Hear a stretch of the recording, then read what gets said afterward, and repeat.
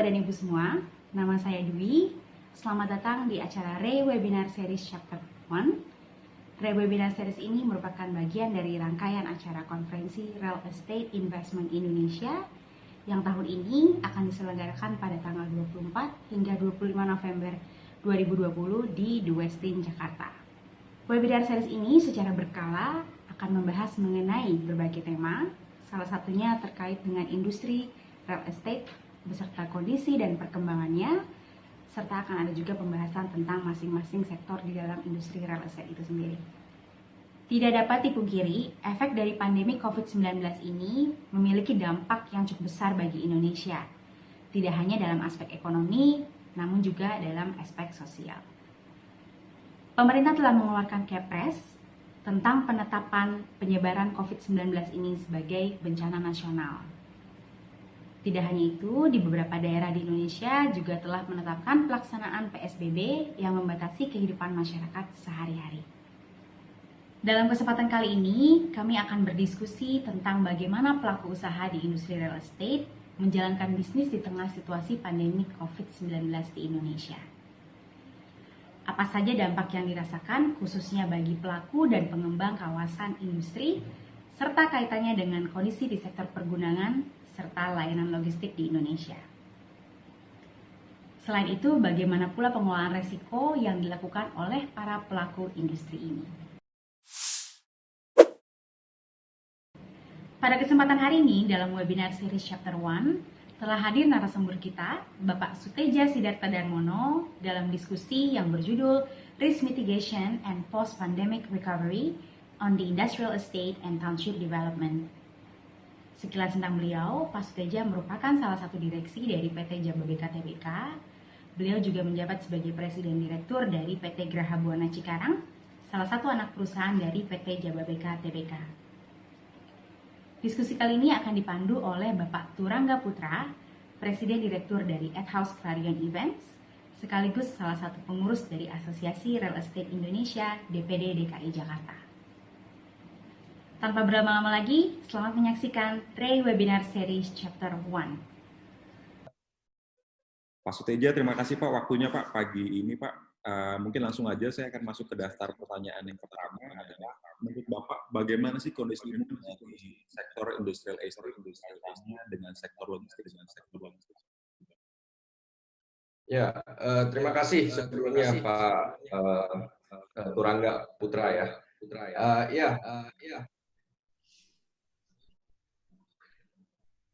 Sekarang saat ini keadaan daripada kawasan industri dan pergudangan maupun logistik ini sedang mengalami tantangan yang cukup berat ya, karena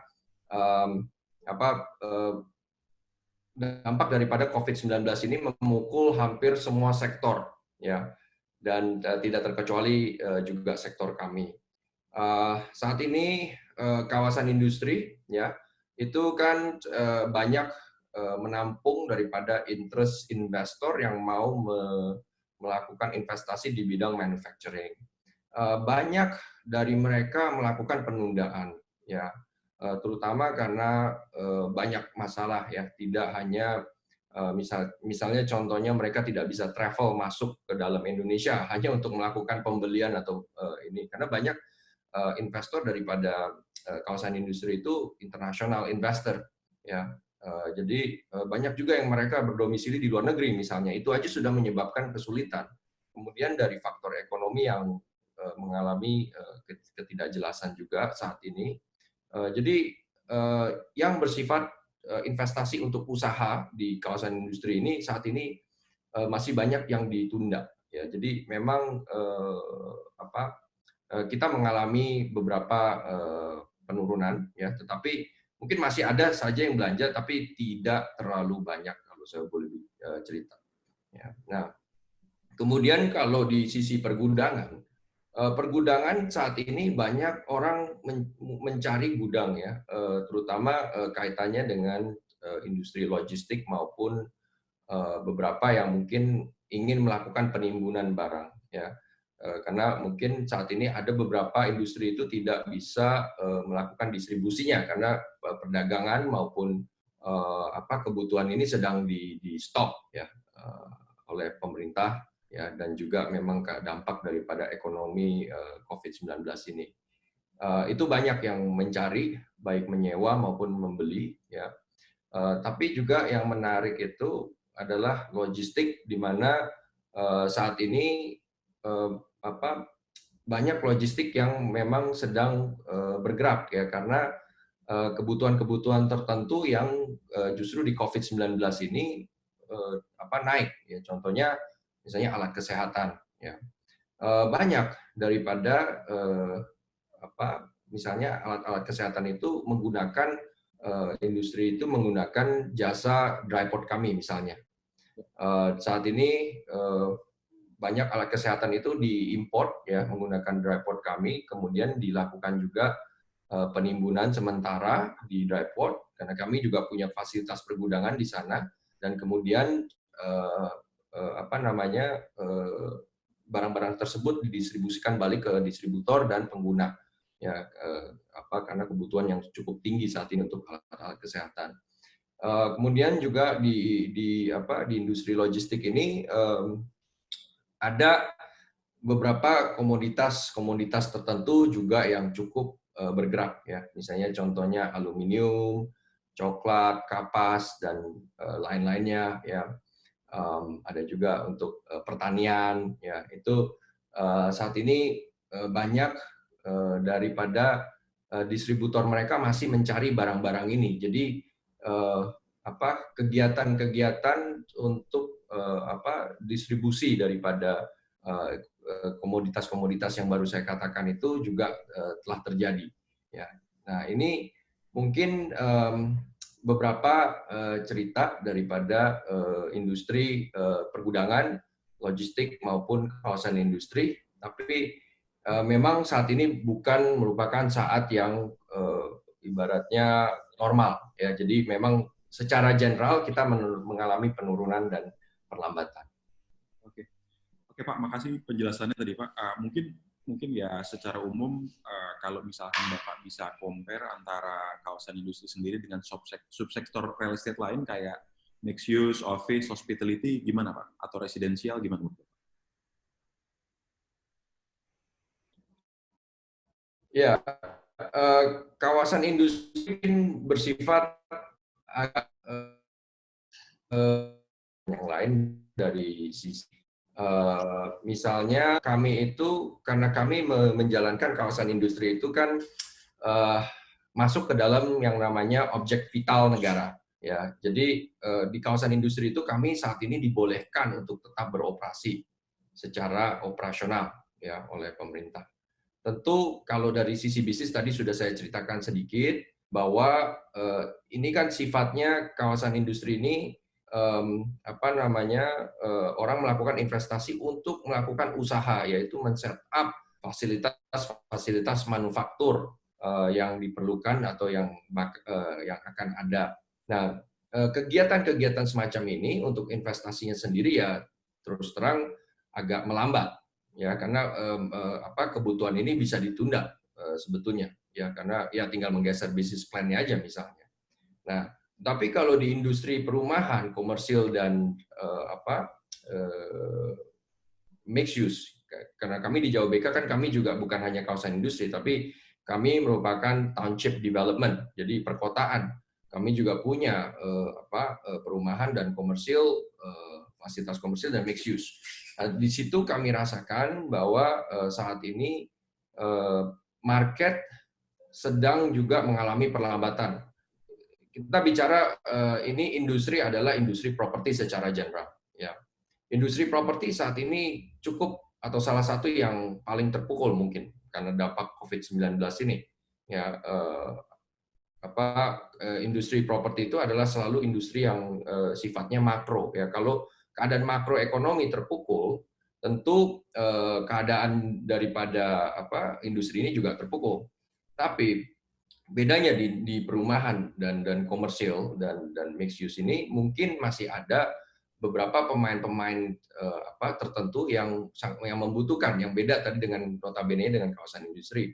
Misalnya pengguna perumahan ya, end user mereka contohnya misalnya pasangan yang baru menikah atau pasangan yang baru punya anak atau apa ingin beli rumah. Ini kan kebutuhan-kebutuhan seperti ini kan kebutuhan mendesak ya kan, perumahan itu sebetulnya adalah papan ya. Nah, ini kan salah satu dari kebutuhan pokok. Jadi masih ada yang melakukan pembelian maupun komersil, mungkin nggak banyak kalau komersil ya, ataupun mixed use. Tapi perumahan ini masih ada yang cari saat ini ya, walaupun tentunya ya seperti saya katakan lagi tadi mengalami perlambatan pula. Ya, oke. Makasih Pak. Yang next kita akan masuk ke bagian immediate challenge and risk, Pak. Sebagai leader di organisasi Bapak, kira-kira bagaimana Bapak mengelola krisis yang terjadi saat ini, Pak? Baik secara internal maupun eksternal atau terkait dengan para stakeholder?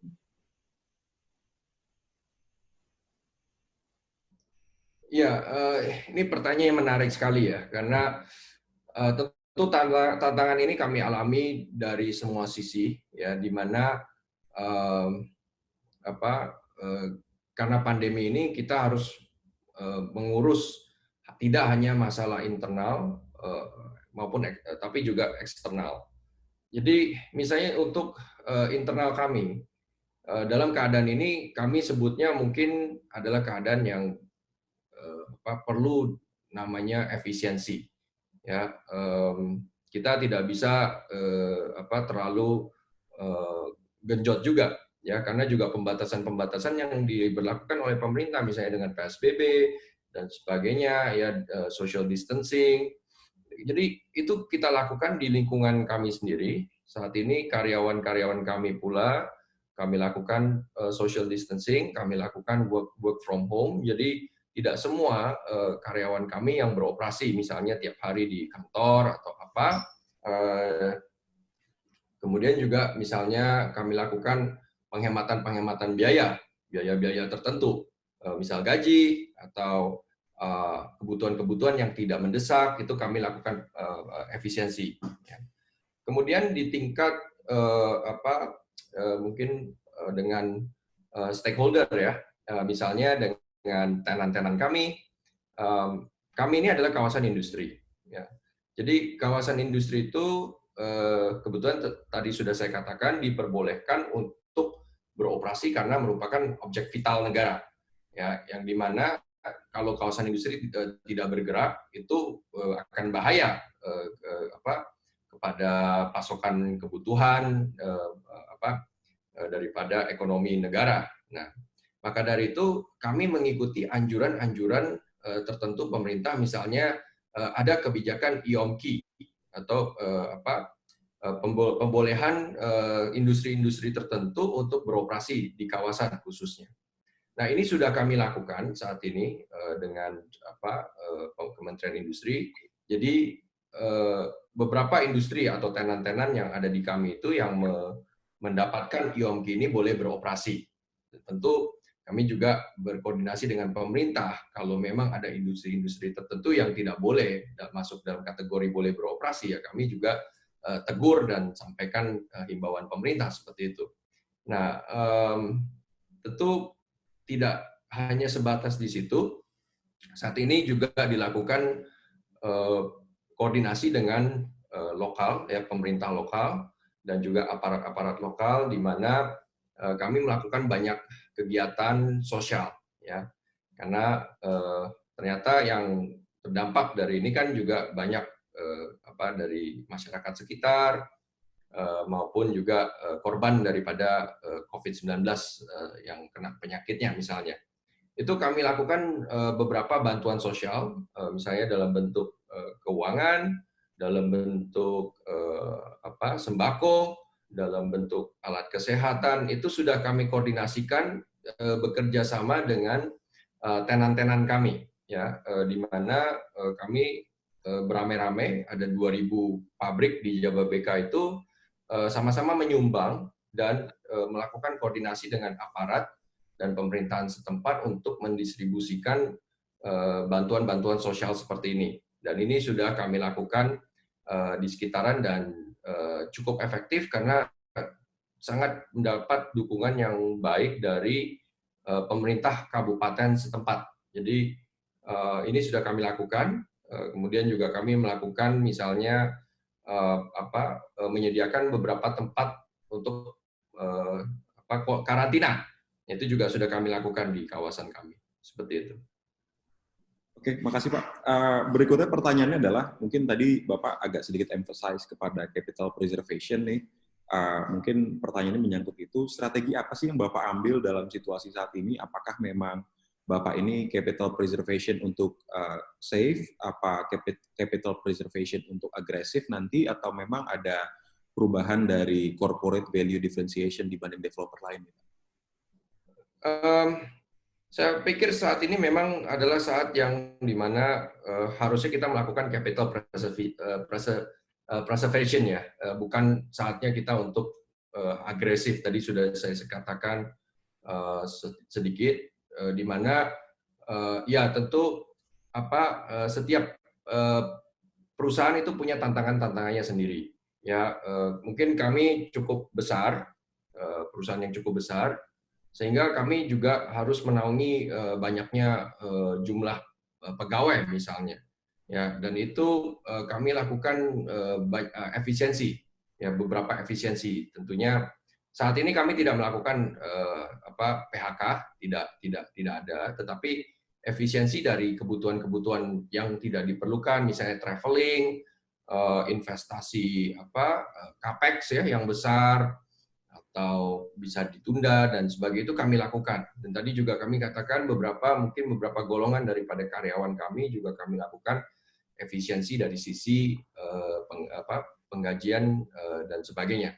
Jadi ini yang saya pikir kita lakukan, tapi tentu balik lagi diferensiasi itu tergantung lagi balik kepada masing-masing perusahaan, karena di dalam perusahaan kami pun juga punya beberapa departemen-departemen yang berbeda-beda seperti itu. Ya, ada yang sifatnya pemeliharaan atau pengelolaan, ada yang sifatnya pariwisata atau apa. Nah, itu kita sesuaikan dengan kebutuhan-kebutuhan daripada unit-unit kami. Ya. Baik Pak. Next nih Pak, kita akan masuk ke bagian current and future development update Pak. Dari Jababeka sendiri, kalau boleh di-share, bagaimana sih kondisi dari proyek yang saat ini sedang berjalan? Apa memang ada penundaan, apa memang ada penghentian sementara, atau ada proyeksi penyesuaian ROI? Ya, saat ini tentu beberapa proyek yang harusnya tadinya kami mau lakukan peluncuran dan juga pemasaran, saat ini kami tunda dulu. Ya, karena memang keadaan tadi yang saya katakan, justru ini karena kami bergerak di industri properti, saat ini mungkin produk-produk baru itu masih kami tunda. Ya. Tapi kami sambil juga melihat keadaan. Tentu pada saat misalnya nanti sudah lebih stabil dan sebagainya, kita bisa aja melakukan penjualan misalnya, ya, atau peluncuran daripada produk-produk kami. Beberapa perencanaan yang kami buat ini tetap kami lakukan. Ya, kalau kita buat rencana sih nggak ada salahnya ya. Saat ini proses itu sih bisa terus. Jadi mungkin kami saat ini juga sibuk dalam perencanaan, ya, karena justru downtime seperti ini kita sebutnya it's a good time to prepare and to refine what you are planning for next. Ya, tentu kita juga harus melihat keadaan lebih lanjut gitu dalam perkembangannya, bagaimana kita menyesuaikan keadaan ini. Tadi menanyakan bagaimana ya penyesuaian dengan proyeksi ROI. Tentu ROI akan kami lakukan revisi juga, ya. Tapi ini menunggu sebentar, karena kami kan public company juga. Kami mengikuti daripada pelaporan, tentu akan kami lakukan mungkin nggak dalam jangka waktu yang jauh, ya, sesuai dengan pelaporan di bursa seperti itu. Terima kasih Pak atas jawabannya Pak. Berikutnya pertanyaannya adalah, mungkin more or less Bapak tadi udah jelasin, tapi mungkin Bapak bisa emphasize lagi, kira-kira bagaimana sih Bapak dan Jababeka merespon dari situasi yang saat ini secara overall Pak? Ya, mungkin untuk situasi seperti ini kan, seperti saya katakan, ini bukan situasi yang biasa ya. Kita merespon ini dengan dengan kondisi yang cukup ekstrim juga, cukup putar otak juga sih, ya karena kita melihat terus perkembangan yang terjadi saat ini. Banyak sekali yang frustrasi, nggak bisa memprediksi apa sih yang akan terjadi dan sebagainya. Saya memperhatikan keadaan di luar sana, di internasional, misalnya beberapa negara-negara yang sudah mulai buka ya, contohnya China. Ini menjadi salah satu negara yang bisa menjadi acuan karena di sana itu banyak industri-industri tertentu, khususnya juga properti, pariwisata dan sebagainya, itu bagaimana mulai pelan-pelan buka. Nah, kita kaji dan kita perkirakan daripada keadaan di lokal sini di Indonesia. Ya, dan pemerintah juga sempat kemarin mengeluarkan guidance pula bila mana nanti PSBB dan sebagainya, ekonomi dilakukan pembukaan kembali. Ya tentu pembukaan itu harus bertahap. Ini karena pandemi ini mungkin masih all the way sampai tahun 2021 ya. Jadi kita masih harus berdampingan lah dengan ini. Nah, untuk menyiasati ini bagaimana? Ya, kita lakukan misalnya approach online ya, dalam penjualan. Kita melakukan webinar seperti ini ya, kita bertemu dengan klien-klien kami secara online dan kampanye secara online itu sangat ditingkatkan ya. Tapi tentu kami berharap keadaan ini tidak lama lagi sehingga situasi bisa balik lebih baik dan lebih normal. Makasih Pak. Next saya akan ngobrol ke Bapak nih tentang bagian post pandemic recovery Pak. Mungkin ini banyak yang ditunggu-tunggu oleh yang nonton. Bagaimana rencana atau strategi Bapak dan Jababeka yang sedang disusun atau dipertimbangkan untuk mempercepat recovery setelah pandemi ini berakhir Pak? Ya, tadi saya sudah katakan juga bahwa kita coba memprediksi keadaan-keadaan. Ya, kita coba mengikuti. Kalau kemarin pemerintah membuat satu roadmap. Oke, kira-kira sektor ini sudah boleh beroperasi. Kira-kira ada pelonggaran di sektor-sektor tertentu dan sebagainya. Kita prediksi, kita buat senario-senario seperti itu pula. Ya, kira-kira kalau pada saat ini kita bisa launching atau meluncurkan produk-produk tertentu. Kita sudah boleh buka lagi keran kawasan industri, misalnya mulai bertemu dengan clients ya, juga dari sisi logistik dan sebagainya ya. Kami lakukan approach kepada distributor kami lebih agresif lagi dan sebagainya. Jadi kita masih perhatikan terus tapi beberapa rencana untuk produk-produk tertentu itu sudah kami siapkan ya. Jadi justru pada saat ini harusnya kita melakukan perencanaan seperti tadi saya katakan. Jadi pada saat di mana momen sudah tiba, kita siap meluncurkan strategi atau produk yang diperlukan untuk bisa menjawab post pandemic recovery ini nanti. Ya, oke. Next Pak, ini memang harus dilakukan oleh banyak perusahaan dan saya yakin Bapak juga pasti dengan Jababeka sudah melakukan hal ini. Tapi mungkin Bapak bisa share langkah apa yang menurut Bapak perlu diambil untuk mengantisipasi risiko skala besar seperti saat ini nanti di masa mendatang. Ya, ini tentu kejadian pandemi ini kan mengajarkan kita semua pelajaran yang sangat baik ya, di mana proses efisiensi, proses penghematan dan juga careful planning ya, ini perlu dilakukan. Tentu salah satu daripada hal yang sangat mengajar kepada kami adalah tentu yang namanya arus kas, ya, arus kas atau cash flow. Itu merupakan kunci. Itu merupakan kunci pada saat kapanpun juga. Atau tadi bicara tentang masa depan. Ya, arus kas harus terus dijaga. Jadi pada saat kita panen, justru mungkin merupakan saat-saat di mana kita juga jangan terlalu berfoya-foya. Ya, kita bisa melakukan certain saving kita bisa melakukan certain planning ya untuk mengantisipasi, karena nggak ada yang menduga saat-saat COVID-19 seperti ini. Padahal kemarin itu keadaan kan sangat baik ya, Indonesia, dunia ya sedang ibaratnya menikmati begitu, tiba-tiba dihajar dengan COVID atau wabah COVID-19 ini.